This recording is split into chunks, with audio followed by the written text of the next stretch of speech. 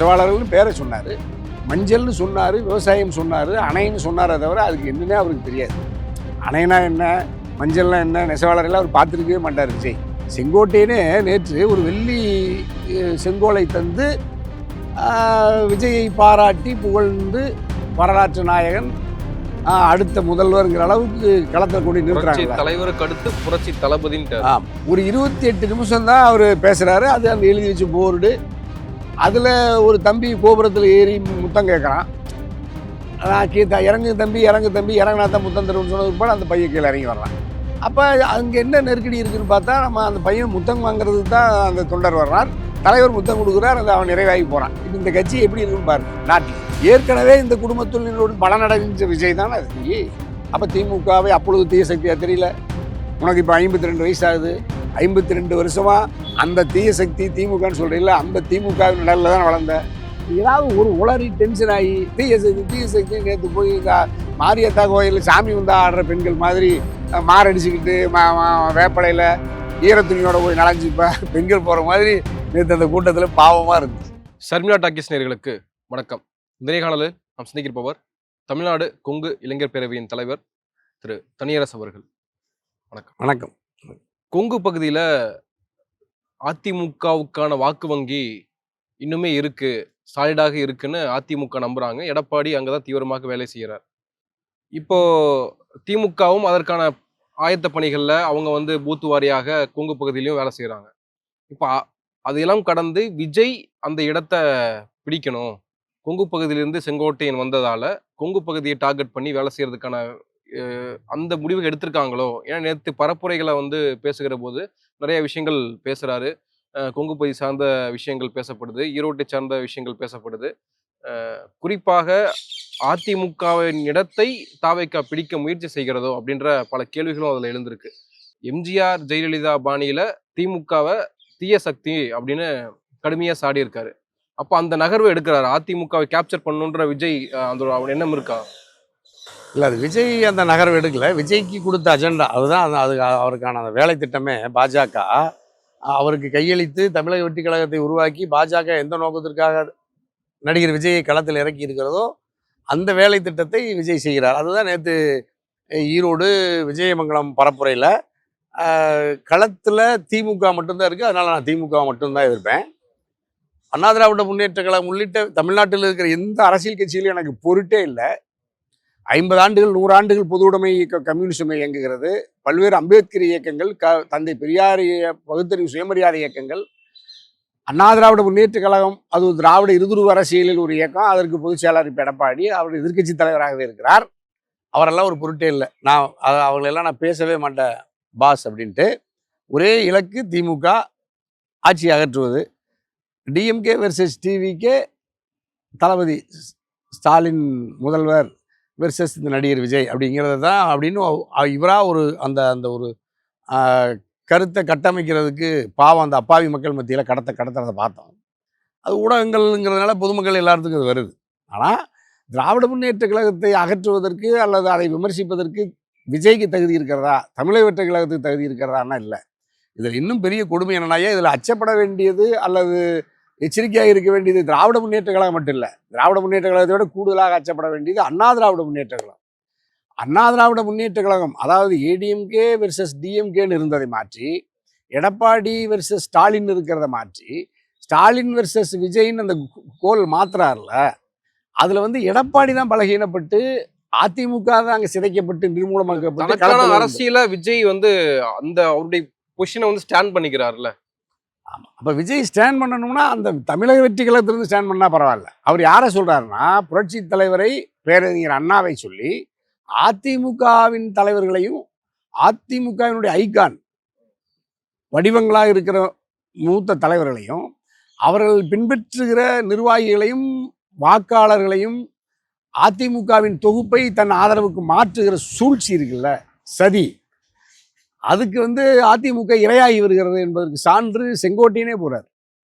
செங்கோட்டையனே நேற்று ஒரு வெள்ளி செங்கோலை தந்து விஜயை பாராட்டி புகழ்ந்து வரலாற்று நாயகன் அடுத்த முதல்வருங்கிற அளவுக்கு களத்தில் கொண்டு புரட்சி நிறுத்துறாங்கல்ல. தலைவருக்கு அடுத்து புரட்சி தளபதின்ட்டாரு. ஆமாம். அப்படியெல்லாம் நீங்கள் வந்து இந்த இந்த ஏன்னா அவங்களாம் திரையரங்கத்திலிருந்து வந்த ஒரு செங்கோட்டையன், திரையரங்க நடிகராக அப்போது அறியப்பட்ட புரட்சி தலைவரை, அதே போன்று இப்போ ஒரு இளம் நடிகர் வந்து விட்டார், நம்முடைய வயது இருக்கிற வரை இந்த நடிகர்களை சுமந்து செல்வது என்று ஒரு ரசிகராக 50 ஆண்டுகளுக்கு பின்பும் பக்குவப்படாமல் ஒரு திராவிட இயக்கத்தை இயக்கிறார்கள் என்பதுதான் பெரிய அவமானம். இந்த தமிழ்நாட்டுக்கு இந்த இவ்வளவு பெரிய அவமானம் எங்கிருந்து வந்துச்சுன்னா, இது மாதிரி திரையரங்கத்தில் இருந்து வருகிற ரசிகர்களால் நாடு எவ்வளவு சீரழிவு சந்தித்திருக்கிறது. ஒரு தத்துவ அரசியல் இங்கு கட்டி அமைக்கப்படலை, ஒரு கோட்பாட்டு கொள்கை அரசியல் இங்கு இல்லை, வந்தாரையெல்லாம் வாழ வைக்கின்ற யாருடைய வேட்டைக்காடாகவும் தமிழ்நாடு மாறி போய் கிடக்கிறது என்பதற்கு இது மாதிரி செங்கோட்டையன் மாதிரி அல்லது அவரை ஆதரிக்கிற விஜய் மாதிரி இதுதான் நமக்கு பெரிய பிழை, பெரிய அவமானம். ஆகவே ஒரு நடிகரை மீண்டும் நாடாள கொண்டு வருவதற்கு ஒரு முன்னாள் ரசிகர் இப்பொழுது ரசிகர்களோடு சேர்ந்து முயற்சிக்கிறார். அதுதான் தமிழக வெற்றி கழகத்தில் நேற்று நடந்த பரப்புரையில் பார்த்தோம். அப்புறம் அதில் நீங்கள் நிறைய கருத்துக்களை பேசினார். ஈரோட்டு மக்களை பற்றி பேசினார்லாம், எதுவும் பேசலை. நெசவாளர்கள்னு பேரை சொன்னார், மஞ்சள்னு சொன்னார், விவசாயம் சொன்னார், அணைன்னு சொன்னாரே தவிர அதுக்கு என்னன்னே அவருக்கு தெரியாது. அணைனா என்ன, மஞ்சள்னா என்ன, நெசவாளரெல்லாம் அவர் பார்த்துருக்கவே மாட்டார் விஜய். அப்படிப்பட்ட விஜயால் அங்கே நேற்று 11:56 மணிக்கு உள்ளே வர்றாரு. போர்டு அதெல்லாம் செட்டப் பண்ணி 57க்கு பேச ஆரம்பிச்சு 12:26 முடிச்சிடுறாரு. ஒரு 28 நிமிஷம் தான் அவர் பேசுகிறாரு. அது அந்த எழுதி வச்ச போர்டு. அதில் ஒரு தம்பி கோபுரத்தில் ஏறி முத்தம் கேட்குறான். நான் இறங்கு தம்பி இறங்கினா தான் முத்தம் தருவோம்னு சொன்ன பிற்பாடு அந்த பையன் கீழே இறங்கி வர்றான். அப்போ அங்கே என்ன நெருக்கடி இருக்குதுன்னு பார்த்தா, நம்ம அந்த பையன் முத்தம் வாங்குறதுக்கு தான் அந்த தொண்டர் வர்றார். தலைவர் முத்தம் கொடுக்குறார், அந்த அவன் நிறைவாகி போகிறான். இப்போ இந்த கட்சி எப்படி இருக்குன்னு பாருங்கள் நாட்டில். அப்போ இப்படி ஒரு அவமானகரமான இழிவான உலகத்திலேயே ஒரு கட்சி தாவேக்காவை தவிர, ஒரு தலைவனை தவிர, தொண்டனை தவிர யாருக்கு இருக்குது? ஆகவே இந்த தமிழ்நாட்டில் இருக்கிற இந்த அப்பாவி பாமர மக்கள் இது மாதிரி நடிகர்களிடத்தில் போய் இப்படி அலையாய் அப்படி தன்னுடைய நேரத்தை பொருளை விரயமாக்கி இவ்வளவு காலமும் ஒரு தனி மனிதனை பணக்காரனாக மாற்றியது விஜய். இப்பொழுது நாட்டின் தலைவனாக முதல்வராக மாற்றுவதற்கு வாக்கை கேட்கிறார். அதற்கும் இந்த கூட்டம் போய் வரிசையை நிற்குதுங்கிறது தான் பெரிய அவமானம். இல்லை, கொங்கு பகுதியில் எடப்பாடி அவர்களும் கடுமையாக வேலை செய்கிறாரு. ஆனால் அவர் பேசுவது, அவர் அரசியல் செய்வது அப்படின்றது ஊடகங்களில் பெரிய அளவுக்கு பேசுபொருள் ஆகுறது இல்லை. ஆனால் விஜய் ஒரு இடத்துக்கு போறாருன்னா மிகப்பெரிய அளவுக்கு பேசுபொருள் ஆகுது. கரூர்ல 41 பேர் உயிரிழந்த பிறகு அதே கொங்கு பகுதியில் ஒரு மீட்டிங்கை போறாரு. இன்னும் ஆயிரக்கணக்கான மக்கள் வர்றாங்க அப்படின்னா இப்போ விஜய்க்கான ஆதரவு மவுசனும் குறையல அப்படின்னு தானே பார்க்க வேண்டியதா இருக்கு. இப்போ விஜயை வந்து எடப்பாடி சேர்த்து தானே வளர்த்துறாரு. இப்போ நீ எடப்பாடியுமே இப்போ எடப்பாடி வந்து தன்னை ஒரு தலைவனாக கருதி கொண்டு தான் ஒரு மாபெரும் மக்கள் இயக்கத்தின் பொதுச் செயலாளர் என்பதை முதல்ல உணர்ந்து செயல்பட்டால் தானே விஜய் மாதிரியான ஆட்களை அதனுடைய வளர்ச்சி தடுக்க முடியும். இதோ வந்து விட்டது ஒரு மிகப்பெரிய கட்சி விஜய். ஒரு 4 கோடி, ஒரு 15 ரூபா, 60 ரூபாய்க்கு ஒரு கொடியை யாரோ ஒரு தம்பிகள் அந்த கொடியை கண்ணில் பார்த்த உடனே புலகாங்கிதப்படுற ஒரு எடப்பாடி அந்த கொடியை பார்த்த உடனே பிள்ளையார் சொல்லி போட்டாகி விட்டது, கூட்டணி வந்து விட்டது, அடுத்த நம்ம தான் முதலமைச்சர்னு சொல்கிறார்ல. அப்போ இவரே இன்னும் அந்த நடிகர் விஜய் வரணும், அந்த கொடி வேணும், அப்போ தான் நம்ம முதலமைச்சர் ஆக முடியுங்கிற அந்த பலகீனம் இருக்குல்ல, அதுதான் நீங்கள் விஜயை பற்றி இன்னைக்கு வரைக்கும் வாய் திறந்து விமர்சிக்க முடியாத அளவுக்கு முடங்கி அஞ்சு கிடக்கிற எடப்பாடி. அப்போ நீங்கள் எடப்பாடி ஒரு எதிர்க்கட்சி தலைவராக விஜயெல்லாம் ஒரு பொருட்டே இல்லைன்னு, அதாவது எடப்பாடியையும் அதிமுகவையும் களத்திலே இல்லைன்னு விஜயால விமர்சிக்க முடியுது, எடப்பாடியால விஜய் விமர்சிக்க முடியல. ஸ்டாலினுமே விஜயின் குறித்து பேசுறதே இல்லையே, விஜய் பத்தியும் பேசுறது இல்ல, அதை பத்தியெல்லாம் கருத்துக்களை அவர் சொல்றதே இல்லையே. இல்ல அவங்க தகுதிக்கியா இப்ப வந்து விஜய் பேசக்கூடாது, கீழே இருக்கிறவங்க பேசலாம், அது கூட அந்த அளவுக்கு கூட அது தகுதி இல்லைன்னு நிறுத்தி வச்சிருக்காங்க. ஒரு கட்டத்தில் அதை அம்பலப்படுத்துவாங்க, அது பார்த்துக்கலாம். யாரோட இவர் வந்து இப்போ நீங்கள் பாஜகவோடு அதிமுகவோடு விஜயும் கைகோற்று கொண்டு தான் திமுகவை தாக்குறாங்க. அதில் வந்து தனியரசுக்கு இருக்கிற அக்கறை திமுகவுக்கே இல்லை, அது வேற. ஆனால் அதுவே ஒரு பலகீனம் தான் அது. இப்போ நீங்கள் சொன்ன மாதிரி தளபதியே விமர்சிக்கலைன்னா கூட அதில் இருக்கிற முன்னணி நிர்வாகிகள் விமர்சிக்கணும். ஆனால் அது அந்த அளவுக்கு அது களத்தில் இன்னும் அது அவங்க வந்து வினையாற்றலை. இப்போ நாங்கள் வந்து நாட்டின் மக்களின் நலன் கருதி தனியரசுக்கு இருக்கிற ஆதங்கத்தை நம்ம வெளிப்படுத்த முடியுது. ஆனால் அது பிற கட்சிகள் எல்லாம் மௌனித்து கிடக்குறாங்க. திமுக மட்டும் இல்லை, திமுக கூட்டணியில் இருப்பவர்களே மௌனித்து போய் கிடக்குறாங்க.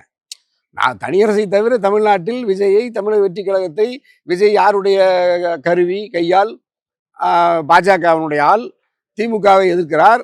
பாஜக மகிழ்ச்சியாக அவருக்கு எல்லா வகையான வசதி செய்கிறது, தனி விமானம், எல்லா வகையான அரசினுடைய எல்லா பாதுகாப்பையும் தந்து செயற்கையாக ஒரு பெரிய தலைவனை போல தமிழ்நாட்டை சேராத ஒரு நடிகனை, ஒரு விஜயை ஒரு தமிழ்நாட்டின் மகத்தான பெரிய தலைவனை போல காட்டுகிறது.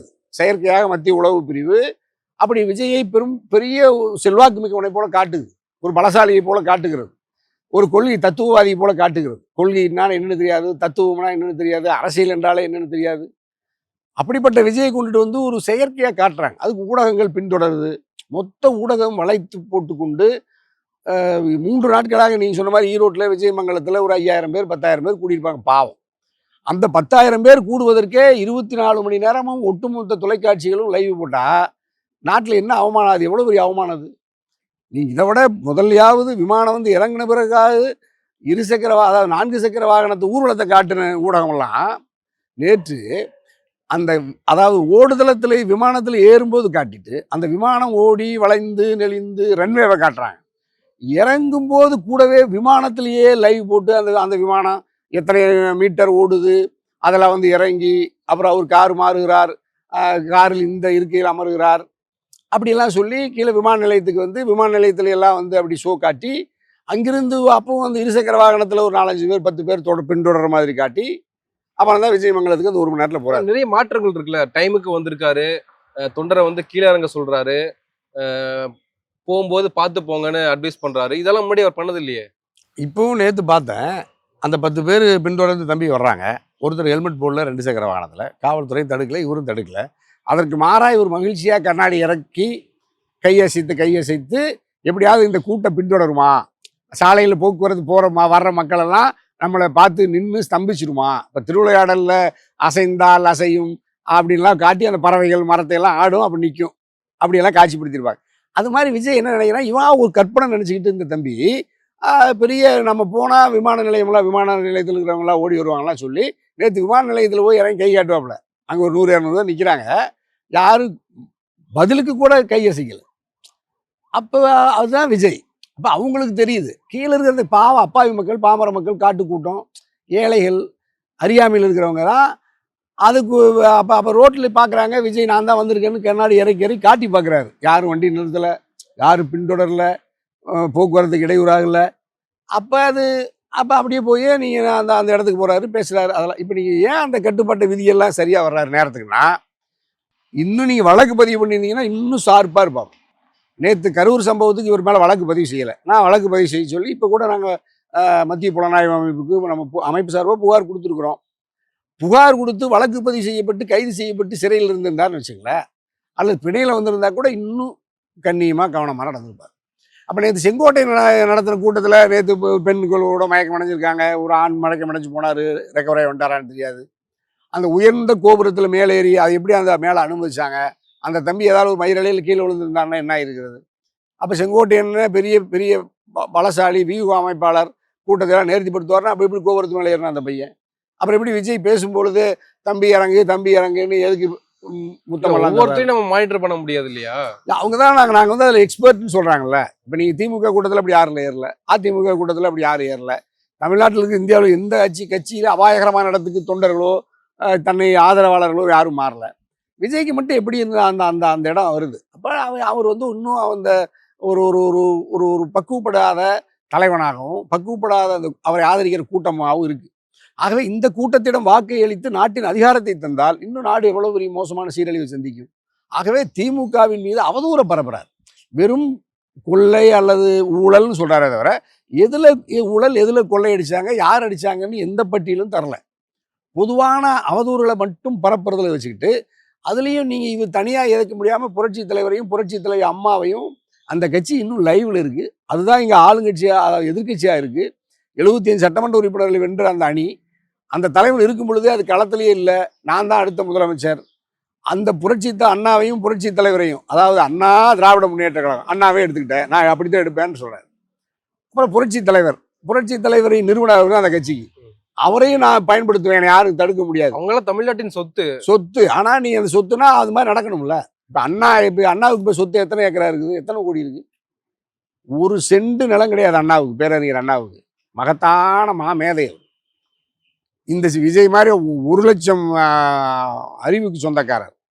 வாழ்நாளெல்லாம் நாட்டுக்கு மக்களுக்கு உழைத்து தமிழ் இனத்துக்கும் தமிழ் மொழிக்கும் மானுட சமூகத்தின் அறிவு வெளிச்சத்துக்காகவே உழைத்து உயிர் நீத்த பேரறிஞர் அண்ணாவை பற்றி சொத்துன்னு சொல்கிறீல்ல, ஒரு வார்த்தை பேரறிஞர் அண்ணா என்ன சொன்னார்னு இது வரைக்கும் எங்கே சொல்லியிருக்கியா? அண்ணா எங்கே பிறந்தாருன்னா விஜய்க்கு தெரியுமா? தெரியாது. அண்ணாவுடைய வாழ்க்கை என்னன்னு தெரியுமா? தெரியாது. புரட்சி தலைவரை பற்றி சொல்கிறீல்ல, புரட்சி தலைவருக்கு இப்போ எந்த ஒரு சென்ட் எங்கேயாவது ஒரு சொத்து இருக்கா? இல்லை. விஜய்க்கு எவ்வளோ சொத்து இருக்குது? அப்போ நாட்டினுடைய சொத்துன்னு சொல்கிற விஜய் அண்ணாவையும் பின்பற்றுகிறேன், நான் புரட்சி தலைவரை பின்பற்றுகிறேன்னா அவருடைய பின்பற்றுவதற்கு என்ன? அண்ணாவும் புரட்சி தலைவரும் கட்சி ஆரம்பிக்கும் போது தனி விமானத்தில் வந்தாங்க, சைக்கிளில் வந்தார் அண்ணா. மிதிவண்டியில் போய் கிராமமாக பட்டி தொட்டியெல்லாம் பேருந்தில் மிதிவண்டியில் நடந்து கிராமமாக வீடு வீடாக போய் அந்த மகத்தான பெரிய முதுகலை பட்டம் பெற்ற ஒரு மேதை அவர் பாராளுமன்றத்தில் பேசினால், சர்வதேச அரங்கங்களை பேசினா சர்வதேச அரங்கமும் எழுந்து நின்று கைதட்டி மாபெரும் மேதையா பேரறிஞர் அண்ணா. அவரை போய் நான் சொத்துன்னு நீ சொல்கிற பரவாயில்ல, ஆனால் அவர் மாதிரி நடந்துக்கலையே.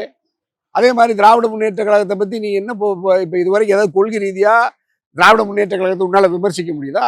அல்ல அரசு நிர்வாகத்தை நடத்துறதுல இதுதான் குறையான அல்லது மக்களுக்கு எதிரான திட்டங்களை திமுக அரசு தளபதி முதல்வர் தந்தார்னு ஒன்று திட்டத்தை சொல்ல முடியுதா? காலை உணவு திட்டம் தரைக்குறைவாலாம் திட்டுறாங்க. நான் அப்படி பேச மாட்டேன், எனக்கு பேசவும் தெரியும், ஆனா நான் பேச மாட்டேன். இல்ல பேசு, இவனை யாரு வேண்டான்னு சொன்னா? எங்க போய் அவரை எப்ப அசிங்கமா இவரை பத்தி யாரு மாண்புமிகு முதல்வர் தளபதியார் எப்ப சொன்னாரு? சொல்லல.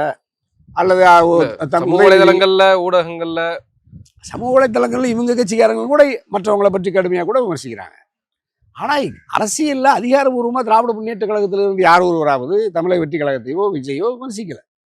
அவங்க விமர்சிக்க மாட்டாங்க. அவங்க ரொம்ப பக்குவமானவங்க. அது மட்டுமல்ல, இந்த குடும்பத்தோடு அல்லது இந்த நிறுவனங்களோடு ஏற்கனவே நெருங்கிய தொடர்பில் இருந்த விஜய் இப்போ இன்னைக்கு உனக்கு அந்த குடும்பம் அல்லது அதெல்லாம் விமர்சிக்கிற, அரசியலுக்காக விமர்சிக்கிற, பாஜகவின் தயவுக்காக விமர்சிக்கிற விஜய் ஏற்கனவே இந்த குடும்பத்தில் பலனடைஞ்ச விஜய் தானே அது. நீ அப்போ திமுகவை அப்பொழுது தீய சக்தியா தெரியல? உனக்கு இப்போ 52 வயசு ஆகுது. 52 வருஷமா அந்த தீய சக்தி திமுகன்னு சொல்றீங்களா, அந்த திமுகவின் நிழலில் தான் வளர்ந்த. அந்த தமிழ்நாட்டில் தானே நீ இவ்வளோ பெரிய கோடீஸ்வரனான ஒரு சாதாரண அரசு மருத்துவமனையில் ஆரம்ப சுகாதார நிலையத்தில் பிறந்த குழந்தை ஜோசப் விஜய் இன்னைக்கு எப்படி நீ இவ்வளவு பெரிய கோடீஸ்வரனா மாறுவதற்கு எது துணையா இருந்தது? இந்த திமுக தீய சக்தியினுடைய ஆட்சி.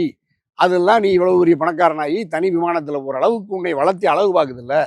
அது ஒரு தாய், அதாவது பால் அருந்திய மார்பை கடித்த ரத்தத்தை குடிக்கிற குழந்தை மாதிரி தான் விஜய். அப்போ திமுகவினுடைய திராவிட இயக்கத்தினுடைய வளர்ச்சியில தான் தமிழ்நாடு இன்னைக்கு உலகத்துக்கு முன்மாதிரியாகவும் இந்தியாவுக்கு முன்மாதிரியாக இருக்கு. அப்படிப்பட்ட தமிழ்நாட்டில், வளர்ந்த தமிழ்நாட்டில் நீ கல்வி இல்லைங்கிற, மருத்துவம் இல்லைங்கிற, தொழில் இல்லைன்னு பச்சை பொய்ய பாமர மக்கள்கிட்ட சொல்கிற. இவ்வளவு தனி விமானத்தில் நீ வர்ற அளவுக்கு உனக்கு வசதி இருக்குல்ல இந்த நாட்டில். இப்போ நீ சொல்கிற பாஜக நீ ஆதரிக்கிற பாஜக, நீ ஆதரிக்கிற பிற மாநிலங்கள்ல எல்லாம் இது மாதிரி சாலை வசதி இருக்கா?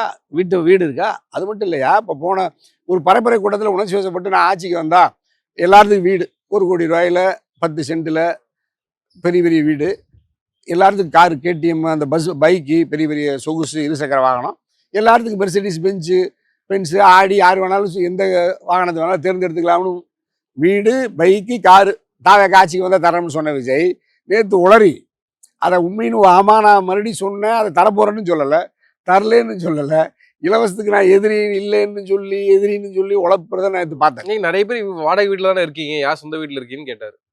வந்தா தரேன்னு தான்னு சொல்லுங்கிறேன் நான்.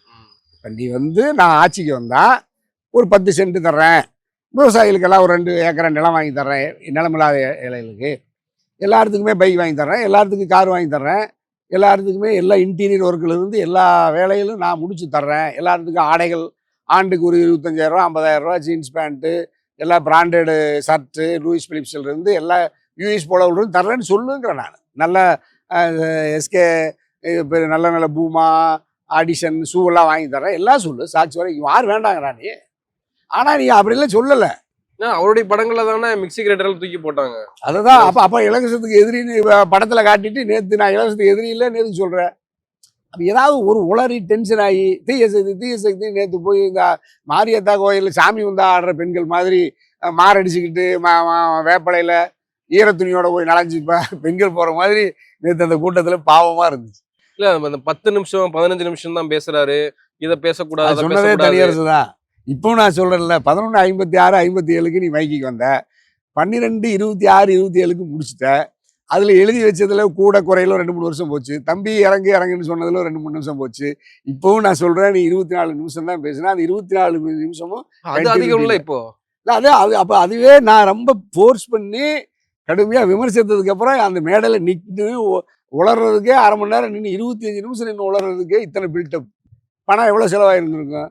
அப்ப அது அப்படியே இருந்தாலும் நீ அந்த 10,000 மக்களுக்கு அல்லது 20,000 மக்களுக்கு அப்பாவிகளுக்கு என்ன கருத்தை சொன்னீங்க? தமிழக வெற்றி கழகம்னா இந்த கட்சியினுடைய நோக்கம் இது, இந்த கட்சியினுடைய கொள்கை இது. இந்த கட்சி ஆட்சிக்கு வந்தா மக்களுக்கு இதெல்லாம் செய்யும். நான் வந்தா ஊழல் ஒழிப்பேன், அரசு ஊழியர்களுக்கு முந்தைய பென்ஷன் திட்டத்தை, பழைய ஓய்வு திட்டத்தை நடைமுறைப்படுத்துவேன் சொல்லு. தூய்மை பணியாளர்கள் எல்லாம் அரசு பணியாளராக மாற்றி மாதம் 1 லட்சம் ரூபா தர்றேன் சொல்லுங்கிற நான். நீ திமுக மேலே குற்றம் சொல்கிறதுல ஜனநாயக உனக்கு உரிமை இருக்குது, நான் வேண்டான்னு சொல்லலை. நீ ஆட்சிக்கு வந்தா நான் முதலமைச்சர் ஆயிரும்னு சொல்கிறீங்களா, உனக்கு ஒன்று 3 மாதம் தான் இருக்குன்னு சொல்கிறீங்களா, நீ சொல்லு. நீ இப்படி பழைய பென்ஷன் ஓய்வு திட்டம் தரேன்னு சொல்லு. அரசு ஊழியர்களாக தூய்மை பணியாளர்கள் ஆக்கி நான் மாதம் அவங்களை எல்லாம் 1 லட்ச ரூபா தரேன், 2 லட்ச ரூபா தரேன்னு சொல்லு. மக்கள் உன்னை எல்லாத்துக்கும் வீடு தரேன்னு சொல்லு, பைக் தரேன்னு சொல்லு, கார் தரேன்னு சொல்லு. ஒவ்வொரு கூட்டத்திலையும் உன்னுடைய வாக்குறுதி சொல்லுங்கிற நான். பாஜக இப்போ கொள்கை எதிரின்னா என்ன? பாஜக உனக்கு என்ன வேறுபாடு? நீ என்ன கொள்கைன்னு தெரியல, அவங்களுக்கு என்ன கொள்கைன்னு நீ மக்கள் மத்திட்டு தான் சொன்ன. நீ எப்பவும் சொல்லவே இல்லை.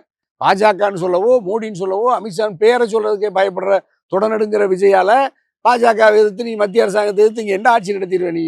திமுக 100 வருஷம் எதிர்த்து போராடுற கட்சியவே பாஜக ஆளுநர் ரவி ஒரு மசோதாவை கையெழுத்து போடாம உச்சநீதிமன்றத்து வரைக்கும் போராடி இங்கே பெரிய நெருக்கடியில ஆட்சி நடத்த வேண்டியதா இருக்கு. பெரிய தத்துவ இயக்கம் அது. அங்கே லட்சக்கணக்கான தத்துவவாதிகளால் இயக்கப்படுகிற இயக்கம் திமுக, அதனுடைய அரசு. உங்கள்கிட்ட யார் தத்துவவாதி இருக்கிறா? ஆடவர்ஜனாவும் புஷி ஆனந்தும் தான் தத்துவவாதியா? அனில் சம்பத் போயிருக்காருல, பாவம் அவன் அண்ணன்லாம் தான் நல்ல மனுஷன், பரப்புரை செய்வார். இந்த தலைவனுக்கு என்ன கருத்து இருக்கு? அஞ்சல் சம்பத்தானம் போறானா அவர் ஒரு தத்துவவாதியா இருப்பாரு. ஆனா இந்த தத்துவம் இல்லாத இந்த கூட்டத்தை வச்சு அவரால் என்ன செய்ய முடியும்? அவர் ஒரு பலசாலியா இருக்கலாம், ஆயுதங்கள் பலகீனப்பட்டு கிடக்குல்ல. அரசன் உத்தரவு இல்லாமல் தளபதி என்ன செய்ய முடியும்? அரசனுக்கு போரிடுற நோக்கம் இருக்கணும்ல. அரசன் 23ஆம் மணி கேசி மாதிரி போய் மத்திய அரசாங்கத்துக்கிட்ட சரணடைகிற 23ஆம் புலி கேசி வடிவேல் மாதிரி இருந்துக்கிட்டு நீ எந்த போராட்டத்தில், நீ எந்த போரில் நீங்கள் ஒன்றிய பாஜக எதிர்த்து போராடி வெற்றி பெற்றுவ? தமிழ்நாட்டில் இருக்கிற 8 கோடி மக்களுக்கும் 6.5 கோடி வாக்காளர்களுக்கு என்ன தகவலை சொல்கிற? நீ என்ன மெசேஜை கன்வே பண்ணுற? தமிழக வெற்றி கழகம் என்னன்னு உனக்கும் தெரியல, நிர்வாகிகளுக்கும் தெரியல. மேடையில் பேசுகிற புஷி ஆனந்து இல்லை ஆளுக்கு ஒரு கட்சியிலிருந்து பூரா செங்கோட்டையன் வரைக்கும் ஊரில் இருக்கிற கட்சியில் இருந்தாலும் வந்து மேடையில் ஏறி நின்றுட்டு நாங்கள் மாற்றத்தை கொண்டு வரோம் பச்சை பொய்ய சொன்னால் யாரை தயாரிச்சிருக்க? சொந்தமாக விஜய் யாராவது ஒரு ஆளை அந்த கட்சியிலிருந்து தயாரிச்சதாக வரலாறு இல்ல. இப்ப கொங்கு பகுதியில அவருக்கான கணிசமான வாக்குகள் இல்ல. கொங்கு பகுதியில் இல்லை, தமிழ்நாட்டில், தமிழ் நிலத்தில் அல்லது உலகத்தில் எந்த இடத்துலையும் எந்த ஆதரவும் இல்லை. எந்த ஆதரவும் தரக்கூடாது. விஜய்க்கு எந்த ஆதரவையும் நாட்டு மக்கள் தரக்கூடாது. விஜய் ஒரு தலைவன் அல்ல, தமிழக வெற்றி கழகம் ஒரு கட்சி இல்லை. அது இப்பொழுது வரை அது ஒரு பக்குவப்படாத, ஒரு புரிதல் இல்லாத, சுயமாக சிந்தித்து சுயமாக நாட்டு மக்களின் மீது அன்பு பாராட்டி ஏழை எளிய உழைக்கும் பாட்டாளி மக்களுக்கு தாய் தமிழ் மண்ணினுடைய பாரம்பரிய அரசியல் பண்பாட்டு கூறுகளை பாதுகாக்கிற தமிழ் வாழ்க, இனம் வாழ்க, மொழி வாழ்க, ஈழம் வாழ்க, இந்தி அல்லது பிற மொழி ஆதிக்கத்தை தடுத்து நிறுத்து, சாதியற்ற சமூகத்தை உருவாக்குவது, மதசார்பற்ற அரசியல் சாசனத்தை பாதுகாப்பது, இதையெல்லாம் நீ ஒரு வார்த்தை, நான் சொன்ன வார்த்தையை நீ பயன்படுத்தியிருக்கியா? அப்போ உங்கள்கிட்ட என்னதான் இருக்கு? நீ அப்போ எழுதி கொடுக்குறவனாவது அப்படி இருப்பானா? எழுதி கொடுக்குறவன் இதை விட மோசமாக இருக்கான். அப்போ எழுதி சுய சிந்தனையும் இல்லை, அல்லது தன்னுடைய கருத்தை பிரதிபலிக்கிற யாராவது எழுதி கொடுப்பாங்கன்னா அதையாவது வாசிக்கவும் தெரியல. போர்டெல்லாம் பெருசாக மாட்டிட்டாங்க. இதில் என்ன கொடுமைனாயா, அதாவது ஒரு தலைவன் வேணா சரி பரவாயில்ல எழுதி கொடுத்து பேசலாம், சரி பெரிய டேட்டாவெல்லாம் வேணும்னு சொல்லி பார்த்தா கூட நேற்று புஷி ஆனந்துக்கே எழுதி கொடுத்துட்டாங்க. அவர் வந்த உடனே போர்டெல்லாம் மாட்டி கண்ணாடியெல்லாம் மாட்டி, அதுவும் 2 வருஷம் 2 வரி 3 வரி 2 நிமிடத்தை பேசி முடிக்கிறதுக்குள்ள புஷி ஆனந்த் பட்ட பாடு பெரும்பாடு. நன்றி வணக்கம்னு ஓட்டார். செங்கோட்டையன் வரலாறு கராமுறான்னு எதோ 2 வழக்கம் போல பேசிட்டு போயிட்டார் பாவம். இதில் என்ன இப்போ அங்கே யார் அங்கே தத்துவவாதி இருக்கிறா, ஒரு கொள்கைவாதி இருக்கிறா, அல்லது உண்மையிலேயே மக்களை நேசிக்கிறவங்க யார் இருக்கிறா? எல்லாரும் மோசடி கும்பலை பூரா மேடையில் ஏற்றிக்கிட்டு நீ என்ன திமுகவை ஊழல் கட்சின்னு சும்மா பச்சை பொய்ய சொன்னால் நாட்டு மக்கள் நம்பிடுவாங்களா? ஆகவே விஜயனுடைய இந்த பரப்புரையை, விஜயனுடைய இந்த நாடகத்தை, விஜயனுடைய இந்த சூழ்ச்சியை தமிழ்நாட்டு மக்கள் ஏற்க மாட்டார்கள். தமிழ்நாட்டு மக்கள் நிராகரிப்பார்கள். தமிழ்நாட்டு மக்கள் திராவிட முன்னேற்ற கழகத்தை, அதனுடைய ஜனநாயக சக்திகளை, அந்த கூட்டணி இயக்கத்தை, மதசார்பற்ற முற்போக்கு கூட்டணியை அது வலிமையாக மக்கள் ஆதரிக்கிறாங்க. ஆகவே இனியும் ஒரு நடிகனிடத்தில் தமிழ்நாட்டு மக்கள் வாக்களித்து அதிகாரத்தை ஒப்படைத்து விடக்கூடாது என்கின்ற ஆதங்கத்தில் தனி அரசு நாட்டு மக்களின் மீதும் தாய் தமிழ் மண்ணின் மீது இருக்கிற அக்கறையில் தனியரசு. நாளெல்லாம் இந்த கருத்தை நான் 24 மணி நேரம் பேசிக்கிட்டே இருக்கேன். அப்போ நீ உண்மையிலேயே நீ இந்த மண்ணையும் மொழியையும் நேசிக்கிறவனா இருந்தால் உன்னை ஆதரிக்கிறதுல எங்களுக்கு ஒன்றும் பிரச்சனை இல்லை. நீ ஆந்திராக்காரராக இருக்கலாம், புஷியானந்த வெளி வேறு மாநிலத்து பாண்டிச்சேரிக்காரராக இருக்கலாம், ஆதவர்ஜினா ஆந்திராக்காரராக இருக்கலாம், நீ எல்லாரும் வெளி மாநிலத்துக்காரங்க. ஆனால் தமிழ்நாட்டில் நான் தான் பெரிய அடுத்த முதலமைச்சர்னு சொல்கிற அளவுக்கு உனக்கு துணிச்சல் இருக்குல்ல. அந்த அளவுக்கு இந்த தமிழ்நாட்டில் இருக்கிற பாமர மக்கள், அறியாமையில் இருக்கிற காட்டுவாசிகளை போல மூடர்களாக இருக்கிற இந்த நாட்டு மக்களை நாம் இப்படி தான் மீட்கிறது. திரையரங்கத்தில் நீ போய் படத்தை பார்த்துட்டு திரையரங்கத்தில் நடிக்கிறவனை கொண்டுட்டு நாட்டில் அமர வச்சுட்டு அந்த பாவம் அது கொடுமை. என்னன்னாயா, கல்லூரியில் பெண்களும் கல்லூரி மாணவர்களும் போகிறான்ல, ஒரு சாதாரண பாமரம் போகலாம். கல்லூரியில் என்னதான் கற்றுக் கொடுக்குறானுங்க இந்த பேராசிரியர்லாம் இருக்கானே. ஐய நீங்கள் அந்த கரூரில் ஒருத்தர் இறந்து போனால் அவங்க அப்பா சொல்கிறாரு, என் மகன் இப்போ விஜய் நடிகனுடைய முகத்தை பார்ப்பதற்காக 7 மணி நேரம் உணவில்லாமல் தண்ணீர் இல்லாமல் கூட்டத்தில் மூச்சு திணறி இறந்து போனானே என் மகன், முதுகலை ஆங்கில கல்வி கற்றவன்னு சொல்கிறான். அப்போ இந்த நாட்டில் எதுக்கு பல்கலைக்கழகம், எதுக்கு கல்லூரி? கம்ப ஒழுக்கமாக மூடிறது நல்லது. ஒரு சாதாரண ஒரு பிழைப்புவாதி கூலிக்கு நடிக்கிறவன் ஓட்டு கேட்க வர்றான், கட்சி ஆரம்பிச்சிருக்கிறான், பார்க்க போய் கூட்டத்தில் நசுங்கி சாகிறான்னா இவன் எதுக்கு அங்கே ஆங்கில கல்வி படித்து இவனை எல்லாம் எதுக்கு பள்ளியில் படிக்க வச்சது முதல்ல அவமானம். கல்வி அறிவே இல்லாத எத்தியோப்பியாவில், சோமாலியாவில், ஆப்பிரிக்காவில் கூட யாரும் மனிதனை பார்ப்பதற்கு அல்லது இறைவனை பார்ப்பதற்குன்னு சொல்கிற இறைவனை பார்க்கக்கூடிய யாரும் சாகிறது. இவன் ஒன்று எதுக்கு பாவமாக இருக்கிற இந்த மீடியா ஊடகங்களும் அவனை ஒரு டம்மி பீஸை எல்லாரும் இழுத்துக்கிட்டு பெருசாக ஆகும்னு தூக்கிக்கிட்டு இதோ உள்ளாடை அணிகிறார், சட்டி போட்டார், பல்லு விளக்குறாரு, காரில் வர்றாரு, எந்திரிக்கிறாரு, கண்ணு முழிக்கிறாரு, தலை சீவுறாருன்னெல்லாம் பச்சையாக கேவலமாக நம்ம தமிழ்நாட்டினுடைய ஊடகங்கள் அப்படி இருக்குது. ஒரு நாட்டினுடைய அதிபரை காட்டுறதை விட மோசமாக இருக்குது. ஒரு நாட்டிலிருந்து ஒரு நாட்டில் அதிபர் வருவதை விட மோசமாக ஊடகங்கள் அப்படி காட்டுறாங்க. அதான் ரசிக்குது அரசாங்கம். நீங்கள் மாநில அரசாங்கமும் மத்திய அரசாங்கமும் அந்த சம்பவத்தை ரசிக்குது. இதே எங்கள் அம்மா புரட்சி தலைவரெலாம் இருந்தாங்கன்னு வச்சுங்களேன், இந்த மாதிரிலாம் சேட்டையே பண்ண முடியாது. ஊடகம் இது எப்படியெல்லாம் காட்டி செயற்கையாக ஒரு மனிதனை போக்குவரத்து இடையூறாக்குறது, கூட்டத்தில் போய் மக்களுக்கு உயிரிழப்புக்கு காரணமாக இருக்கிறது, அந்த சதியை சூழ்ச்சியை முன்கூட்டியே அறிஞ்சு நடவடிக்கை எடுப்பாங்க. அப்படி மீறி தவறு நடந்தால் கடுமையான நடவடிக்கை எடுப்பாங்க. குற்றம் நடக்காது, மனித உயிர். ஏன்னா அப்பாவிகள் உயிரிழக்கிறான்ல, நீ உடனே தப்பிச்சு இப்போ கேரவனில் வந்தால், தனி விமானத்தில் வந்தால், வீட்டில் வந்து படுத்துக்கிட்ட 41 குடும்பம் அனாதையாக போய் கிடக்குல்ல, செத்து கிடக்குல்ல, நீயா பொறுப்பு? இந்த அரசாங்கத்து மேலே தான் சொல்கிறாங்க. அரசாங்கம் 10 லட்ச ரூபா கொடுத்துச்சு, நீ வெறும் 20 லட்ச ரூபா கொடுத்து குற்றத்தில் தப்பிச்சுக்கிட்ட, லஞ்சத்தை கொடுத்துட்டு. ஆனால் அரசாங்கம் தானே பொறுப்பு, ரெஸ்பான்சிபிலிட்டி. காவல்துறைக்கு தானே. எல்லா கட்சிக்காரன் என்ன சொன்னான், காவல்துறையினுடைய தவறு தான் 41 பேர் இழப்புங்கிறான், அரசினுடைய கையாளாகத்தனம் தான் 41 பேர் இழப்புங்கிற. விஜய்க்கு குற்றவாளி இல்லைன்ட்டானுல எல்லாரும். அப்போ அதுக்கு ஒரு கூட்டம் இருக்குல்ல. ஜனநாயகத்தில் ஆளுங்கட்சி மேலே அவதூறு பரப்புறதுக்கு, அரசாங்கத்து மேலே பழி போடுவதற்கு அரசாங்கத்தையும் காவல்துறையும் அரசு நிர்வாகத்தையும் நீங்கள் ஒரு பலகீனமானது, அக்கறை இல்லைன்னு அதை நிறுவுறதுக்கு, சொல்கிறதுக்கும், பொய் பேசுறதுக்கு ஒரு கூட்டம் இருக்குது. அதுக்கு கட்சி வச்சுருக்கான். இந்த பொய்யை பரப்புறதுக்கு தொலைக்காட்சிகள் இருக்குது, பத்திரிகைகள் இருக்குது, சமூக யூடியூப் சேனல்கள் இருக்குது. இது போய் பாமர மக்கள் பார்க்குறவனுக்கு அதை நம்புற மாதிரி கொண்டு சேர்த்துறான். அந்த கரூர் மாவட்ட செயலாளர் அந்த தம்பி புகழேந்தி என்னமோ நினைக்கிறேன், அவன் பையன் அந்த அம்மா ராணின்னு நினைக்கிறேன், அது சொல்லுது, கூட்டத்தில் எல்லாம் ஸ்ப்ரே அடித்தாங்க, குறவழி நெரிச்சாங்க, ஆம்புலன்ஸில் ஏறும்போது எல்லாம் உயிரோடு இருந்தாங்க, மருத்துவமனைக்கு போய் இறந்துட்டாங்கன்னா ஆம்புலன்ஸில் எல்லாத்தையும் பிடிச்சி போட்டுட்டு போய் கொண்டுட்டாங்கன்னா அந்த பச்சை பொய் அந்த பொண்ணு சொல்லுது. அதில் எல்லா டிவிக்காரனும் வளைச்சி போடுறான், பெரிய பெரிய டிவி எல்லாம் போடுறான். அதை பார்த்துட்டு மக்கள் உண்மையிலேயே கொண்டுட்டான் திமுகன்னு சொல்கிறான்ல. இதெல்லாம் வேறு உத்தரப்பிரதேசத்தில் நடக்குமா? நீங்கள் தமிழ்நாட்டை தவிர வேறு எந்த மாநிலத்திலும் இந்த பொய்யை அவதூறையெல்லாம் பரப்ப முடியாது. தமிழ்நாடு அரசு பாவமாக இருக்குது. ரொம்ப ஜனநாயகம் அல்லது சுதந்திரம் அல்லது அப்படியெல்லாம் கடுமையாக நடவடிக்கை எடுக்கக்கூடாதுன்னு மென்மையாக இருக்கிற முதலமைச்சர் அப்படிங்கிறதுனால இவங்களாம் இப்படிலாம் சேட்டை பண்ணிட்டு இப்போ தகுதி இல்லாதவங்களாம் இந்த அரசாங்கத்தை, அரசை ஆளும் கட்சியை, திராவிட முன்னேற்ற கழகத்தை, முதலமைச்சரை, அவருடைய குடும்பத்தை பச்சையாக அவதூறு பரப்பி நாளெல்லாம் அவர்களுடைய அந்த உழைப்பையும், நாட்டு மக்கள் அல்லது தமிழ்நாட்டு மக்கள், தமிழ்நாடு வளர்ந்திருக்கிற இந்த வளர்ச்சியையும் அவர்கள் தாழ்வாக பார்க்குறாங்க. தமிழ்நாடு இந்தியாவிலேயே முதன்மையான மாநிலம் அப்படின்னு மத்திய அரசாங்கம் பல விருதுகளை நாளெல்லாம் கொடுக்குது. உலகத்திலேயே அமைதியான, சட்டம் ஒழுங்கு பூத்துக்குழுங்கிற ஒரே மாநிலம் தமிழ்நாடு தான். ஐரோப்பாவில் கூட இல்லாத அமைதியும் பாதுகாப்பு இங்கே இருக்குது. இங்கே ஜனநாயகம் இருக்குது, சுதந்திரம் இருக்குது. ஆனால் இங்கே சட்டம் ஒழுங்கு கெட்டு போச்சுன்னு பச்சை பொய்யை இந்த விஜயும் மற்றவங்களும் சொல்கிறாங்க. அப்போ அது வெளிநாட்டு மற்ற மாநிலத்துக்காரங்க என்ன நினைப்பாங்க?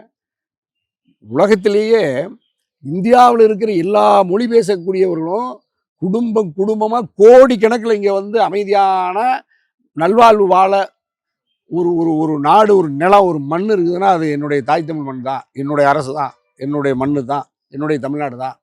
ஆனால் இந்த தமிழ்நாட்டில் வறுமை இருக்குன்னு பச்சை பொய்யே சொல்கிறான்.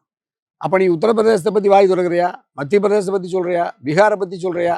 அங்கெல்லாம் அங்கிருந்து தானே இந்த மக்கள் வாழ வழி இல்லாமல் இங்கே வர்றாங்க. அங்கெல்லாம் மதக்கலவரம் நடக்குது, சாதி கலவரம் நடக்குது, ஜனநாயக உரிமை இல்லை. இங்கே எல்லா போராட்டம் நடக்குது. 35,000 போராட்டங்கள் நடத்துறதுக்கு அனுமதி கொடுக்குற ஒரே அரசு இந்த அரசு தான். அப்போ ஜனநாயகம் இருக்கிற அந்த நாட்டில் நீ உண்மையை சொல்லு. ஆனால் பொய்யை சொல்லி, ஆனால் இப்படி இவன் பொய்யை சொல்கிறான்னு மக்கள்கிட்ட அம்பலப்படுத்துறதுக்கு கட்சிகளே இல்லை. நான் ஒரு தனி அரசு, நான் ஒரு வளர்ந்து வர இளம் ஜனநாயக இயக்கம், நாங்கள் ஒரு 500 பேர் 1000 பேர் எங்கள் இயக்கம் என்ற அளவு இது மாதிரியான மோசடி அரசியல்வாதிகளை, ஒரு நடிகர்களை, இந்த மக்களை ஏமாற்ற வருகிறவர்களை எல்லாம் பொருளாதார மோசடி வர்றவனை அம்பலப்படுத்துறதுனா தான். அரசியல் மோசடிக்காரர்களை அம்பலப்படுத்துறது தனி அரசு. இப்படி மதத்தின் பெயரால், சாதியின் பெயரால் மக்களை பிளவுபடுத்த வருகிற அரசியல் மதவாத சூழ்ச்சிக்காரர்களை அம்பலப்படுத்துறது தனி அரசு. ஜனநாயக சக்தியில் இணைந்து இந்த களத்தில் கூர்மையாக தடுத்து நிறுத்தின பொறுப்பு எல்லாத்துக்கும் இருக்கு. ஆனால் எல்லாம் என்ன நினைக்கிறாங்கன்னா, இந்த நடிகை ஏதாவது கட்சி ஆரம்பிச்சுட்டான், ஏதாவது கூட்டணி சேரலாமா, வாக்கு வாங்கலாமா, மறுபடியும் எம்எல்ஏ ஆயிடலாமான்னு தான் கணக்கு போடுறோம். அப்படித்தான் செங்கோட்டையும் போய் புரட்சி தலைவர் வாழ்க, புரட்சி தலைவர் அம்மான்னு இப்போ புரட்சி என்னமோ நடிகர் இப்போ விஜய் வாழ்கன்னு சொல்கிறாருல்ல. அப்போ இந்த பிழைப்புவாதிகளுக்கு என்ன? நாளைக்கு நக்மா வந்தாலோ, நாளைக்கு யாராவது செந்தில் அண்ணன் வந்தா, வடிவேல் அண்ணன் வந்தா, யார் வந்தாலும் இந்த கூட்டம் ஓடி போயிடும். அப்போ இவங்களுக்கு என்ன கொள்கை இருக்குது, லட்சியம் இருக்குது? ஆகவே விஜயனுடைய அந்த ஈரோடு பரப்புரை அல்லது மேற்கு மண்டலத்தினுடைய பரப்புரையில் மேற்கு மண்டலத்தின் மக்கள் கட்டாயமாக ஆதரிக்க மாட்டார் தமிழக வெற்றி கழகத்தை, விஜயை. இந்த பொய்யை நம்ப மாட்டார். விஜய் மாதிரி அங்கே எத்தனையோ நடிகர்களை அங்கே பார்த்து அவர்களெல்லாம் நிராகரித்த மேற்கு மண்டலம் கட்டாயமாக தமிழக வெற்றி கழகத்தை, விஜயை நிராகரிப்பார்கள். செங்கோட்டையண்ணன் தவறான இடத்துல போய் சேர்ந்திருக்கிறார்.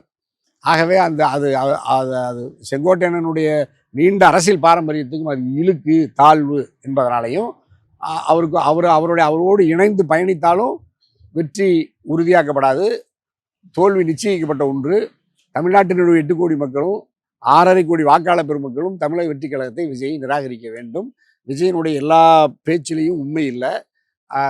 மாறாக திமுகவின் மீது, ஆளுகிற கட்சியின் மீது அவதூறை பச்சையாக பரப்புகிற விஜயை நாட்டு மக்கள் நம்பக்கூடாது, எச்சரிக்கையாக இருக்க வேண்டும் என்று. அதே மாதிரி தன்னுடைய குழந்தைகள், கல்லூரி பருவத்தில் இருக்கிற குழந்தைகளெல்லாம் திரைப்படத்தை பார்த்து அந்த மோகத்தில் தன்னுடைய மதிப்புமிக்க வாக்கை தவறாக கூட செலுத்திவிடக்கூடாது, கட்டாயப்படுத்தி அவர்களெல்லாம் தடுத்து நிறுத்தி அவர்களுக்கு அறிவுரை வழங்க வேண்டும் என்று வேண்டுகோளாகவும் நம்ம ஷர்மிளா டாக்கீஸ் நம்முடைய லட்சக்கணக்கான கோடிக்கணக்கான பார்வையாளர்களுக்கு வழியாக நான் இந்த கருத்தை பதிவு செய்கிறேன். நன்றி, வணக்கம். நன்றி.